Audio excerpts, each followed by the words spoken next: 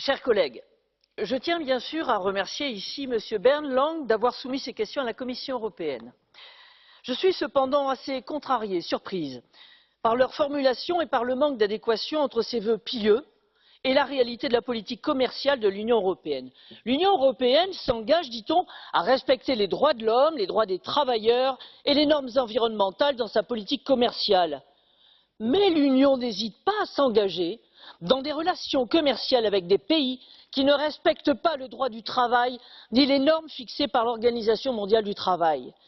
L'Union n'hésite pas à s'engager avec des pays qui exploitent des enfants, des hommes et des femmes entassés dans des cages à lapins avec pour seul et unique objectif de produire plus avec un maximum de profit. N'a-t-on pas vu ici même les tentatives répétées et désespérées de la Commission européenne pour octroyer le statut d'économie de marché à la Chine? Bruxelles nous dit encore que la politique commerciale doit promouvoir le développement durable dans ses accords commerciaux. C'est une bien belle initiative qui n'est nullement respectée. Les accords de libre-échange avec le Canada, l'Australie, la Nouvelle-Zélande et les pays du Mercosur, qu'elle défend si ardemment, ne sont pas compatibles avec la notion de développement durable.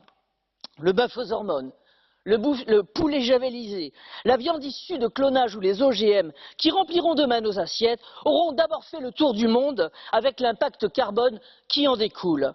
En France, une commission d'experts désignée par M. Macron s'est prononcée sur les risques du CETA. Elle a pointé ses lacunes et l'a jugé incompatible avec les accords de Paris.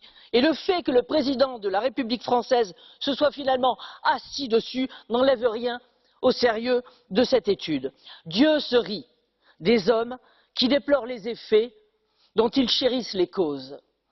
Mais cela ne fait pas rire nos concitoyens. Ils exigent de la cohérence, mes chers collègues, de la clarté, de la cohérence et de la clarté.